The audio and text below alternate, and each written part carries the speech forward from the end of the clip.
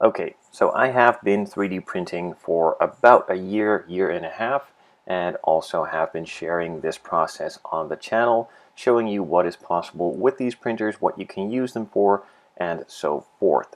Now, I do still get a lot of questions from people who are interested in 3D printing, but don't really know where to start. So I figured it would be a good idea to do a video introduction into resin 3D printing, explaining a couple of the basic things you need to know about these printers and just making it really simple to start. So the first thing I do want to mention is that you do not need to be able to 3D design things on the computer. I personally am not capable, or at least mostly incapable, of 3D designing anything on the computer.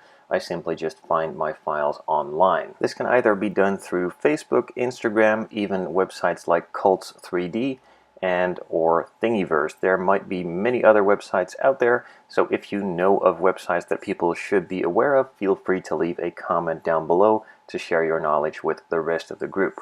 Let's get the real basics out of the way. Resin 3D printing is not a super clean process and can be harmful, so be sure to wear your PPE, also known as personal protective equipment, like a good pair of gloves and also a respirator, and make sure that you are in a well-ventilated area.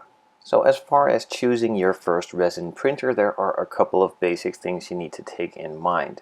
All of these resin printers on the market in a similar price bracket will probably have very similar specifications. The things I like to look at is if they are available in my country, of course, and the price point. You can pay a lot of money for these machines, but when you're starting out, I don't think that is necessarily a good thing. I think it is better to start off with a cheaper machine to learn the basics so that it isn't really all that bad if you do mess it up terribly. Another thing I would like to advise is to go with a trusted brand, so do look up reviews on either YouTube, the internet, or on the website of the manufacturer itself. Well, maybe not on the manufacturer's website because those might be tampered with, but at least go to some Google reviews and also watch a lot of videos on YouTube. Now, as far as specifications go for resin printers, I would like to keep a couple of things in mind, and that is that it does have a mono screen. That is the screen that portrays all the images and or layers that need to be printed, and with a mono screen it prints simply a lot faster. Now, I could go into a lot of detail about the screens, but I simply don't know it all myself, so just keeping it simple, the mono screen prints a lot faster than regular screens, and then you also have the difference with a 2K, 4K, and all other resolutions on there. Most of these printers out there on the market today are either a mono screen with a 2K resolution, or some of the newer, little bit more expensive ones like the Elegoo Mars 3 even come with a 4K screen, giving it a higher resolution, making the layers a lot finer, and also giving it a sharper detail. So a couple examples I'd like to give are the machines from Elegoo, their new Mars 3 as you can see here, but also the Mars 2 Pro and even Mars 2. The regular Mars I would not go for, as I'm pretty sure that does not have a mono screen, so it simply takes a lot longer.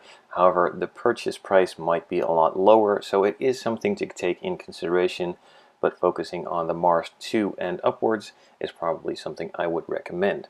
Now, you could also go for brands like Anycubic or even Creality, just to name a few. I hope this helped to point you in the right direction. Now, if you do have any specific questions, feel free to leave them in the comment section below and I'll do my best to answer them. Now let's get into the nitty-gritty and the actual things you might need to know before these resin printers start to appear on your workbenches. So this is a UV resin printer, meaning that it needs UV light to cure the resin, and therefore there is a cover on top.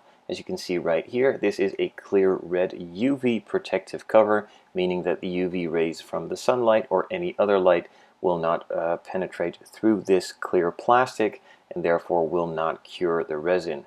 Now, if you do remove this cover and it does get exposed to the resin itself with the UV light, then the resin will cure in a matter of seconds, and it can potentially ruin the entire machine, or at least all of the parts that are in there and printing. So be sure that the area you are in does not have any direct sunlight or UV light shining onto the machine itself during printing. and at least do not remove the cover if there is any direct sunlight or UV light going into it. On the machine itself, there of course is a nice touchscreen in this case, also a USB port, which can be found normally with a lot of other printers on either the side or on the rear.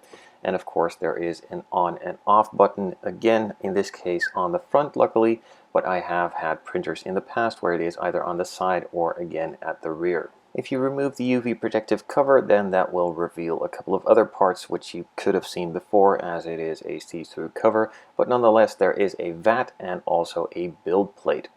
The build plate at the back is of course attached to the rail, which makes it go up and down and also keeps it steadily in place. So the main vat itself is made out of metal in this case. I've seen cases where it is made out of plastic and even clear plastic, but I really prefer these ones that Elegoo has, as they are really solid. This is where you put the resin in, of course. This is screwed down to the main body of the printer. This can, and during some of the prints, will need to be removed from the main body to either clean it up, remove some of the mistakes that are in there of parts that have fallen off or simply failed. And as you can see in the underside of it, there is no metal plate, but actually a plastic sheet called FEP.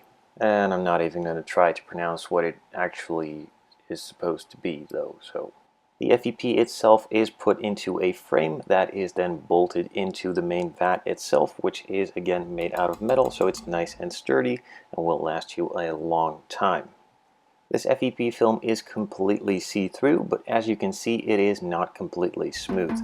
Now, once you do install it first time around, or just simply take it out of the packaging and start using the machine, it should be a completely smooth surface with no imperfections in it whatsoever. But after a couple of prints, and most particularly a couple of fails, it can start to show a bit of wobbliness, maybe even some scratches and other stuff in it, which is not a really big problem. But if there are really deep gouges and scratches in it, I would advise to start replacing it. But as you can see right here, it's not completely smooth, so it is still perfectly fine to use. But just keep it in mind that if this breaks, it will create a big mess. Also, in this case, you can put the vat down straight onto a table or a flat surface, as there are a couple of feet underneath it that keep the FEP film away from the underlying surfaces. But if it doesn't, with some printers, the vat doesn't come with any feet, you cannot set it down straight onto any other surfaces, as that might damage the FEP film. Now, underneath the vat itself, there is a screen, and in this case, that is the 4K LCD mono screen, which portrays all the images of the layers that need to be printed one by one. The build plate is attached to a rail at the rear section, which makes it go up and down, and therefore gives it the space that it needs to create all the layers underneath, and slowly starts raising it up every time after a new layer has been printed on it. Now, the prints will be turned upside down, as if you're standing there, your feet will be on the build plate and not on the screen side of things, so it is pretty much turned upside down. There are a couple of screws on here on the top section to tighten it to the actual foot for the up and down position, and of course some screws on the side as well to keep it sturdy in place. These can be loosened in order for the machine to be leveled. So with these two now loose, you can see the top section is completely loose and can be turned in every which way you want it to be. And that is easy for it to be leveled. Now, it does need to be relatively straight, but it can go up and down a little bit once these are loosened too, so that helps during the leveling process. Now, the top screw, of course, needs to be loosened again in order for it to fit onto the foot for the up and down motion. And also, again, make sure that it is very tight so it doesn't have any room to move once you have installed it onto the printer itself. Once that is taken care of, you can simply just turn the machine on and start the actual leveling process. With most of these machines, this process should be very similar. Maybe the screws are in a little bit different position and it looks a little bit different, but overall this should be pretty much the same. You're going to the settings menu, then the tool section, and then also select that leveling process. Once you've selected that leveling process, the bed will start lowering onto the screen itself. In this case, Elegoo advises to put a piece of paper in between to act as a thickness to simulate the one from the FEP film. Now you could also simply just insert the main build vat itself with the FEP film in it and use that for leveling, but that could potentially scratch and or damage the FEP film. So in this case, I simply like to remove that build vat, keep that safe and out of harm's way, and then install a piece of paper in between the screen and the build plate and simply just let it lower and move on to that leveling process. Once the build plate itself has reached the screen, it will go up and down a couple of times and then lower into the down position, which you then need to make sure that the screen and or build plate are aligned and also pressed firmly down so it doesn't have any room to play. And then you can simply tighten up both screws, the front and the side one. Make sure that these are really tight so that the plate doesn't have any room to move again and will stay in position pretty much permanently. Now, in some cases I heard of people actually re-leveling the print bed every single time after they start and finish a new print. I personally have found that to be completely unnecessary and will only re-level the print bed if the prints keep failing, and that has to do with the leveling. Now 9 out of 10 times it's not the leveling, it simply has to do with some of the settings in the slicer, maybe even the weather, the temperature, or even the resin being bad, but overall it should not be the level itself because all the screws are tightened and it should stay in the exact same place as you put it after the initial leveling process. Once level, simply just raise the print bed back up, start installing the vat itself, make sure that that is screwed down tightly, and we can move on to the next step. With the printer now fully set up and pretty much ready to go, you are almost ready to start printing. But before you can start printing, you of course need to have the material too, and in this case that is called resin. Now there are multiple types of resin out there on the market, but I'm just going to keep it really simple and focus on 2 resins that I know and have used in the past with great success and are widely available. So there is the regular ABS-like photopolymer resin, and there is also a water washable photopolymer resin. Basically they do pretty much the same, but the main difference is that the ABS-like is a little bit stronger if I'm correct, but it does also require to be cleaned up with isopropyl alcohol, and the water washable version, like I said, or like it says in the name itself, is washable with water and therefore a lot better for the environment, as you don't need to use isopropyl alcohol or any other cleaning agents to clean it, but you can simply use water to clean it. So like I said earlier, there are not only many different types of resins, there are also various different colors. The color doesn't really have that much influence on the print itself, as long as you stick with the regularly available colors like a gray, maybe even a blue or a lighter green.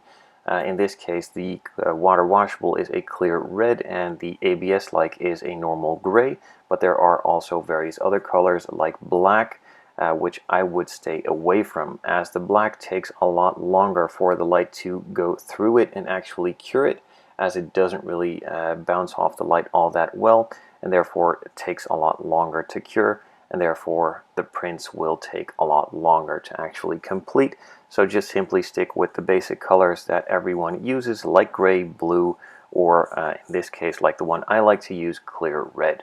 A couple other basic things to keep in mind during the printing is to have a good room temperature of about 20 to 25 degrees Celsius.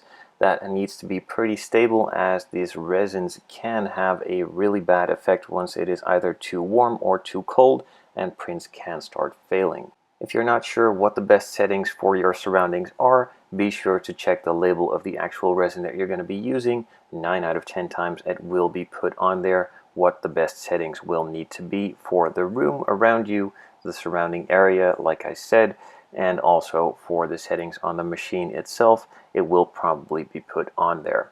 Normally with most resins, particularly the ones that I've shown here, the standard default settings on the machine and slicer will be just fine. So with this, I hope you get a good understanding of the basics for the machine and also a little bit about the resin. Now again, I'm not going to go in a super deep dive on a lot of these things, as I simply don't know them myself. these are the basics that I needed to know in order to start printing and that have helped me out a lot. Basic common sense will work 9 out of 10 times as well, and if you simply don't know it, just Google it and you will probably find out pretty quickly on some forums, Facebook groups, and all sorts of things like that around the internet, with loads of information there to be found. Now, I hope you guys again got a good understanding of the basics, and if you want to know more about the things that I discussed in this video, feel free to leave a comment down below. Now, in the next video, I will move on to actually printing a couple of test files to start the slicing process, which needs to be done for these files to actually be successfully printed. Also go over a couple of settings, and probably will put in the cleaning and curing of the prints as well. If you have any specific questions about those subjects, again, feel free to leave them down in the comments section below, and I hope I can incorporate those into that video.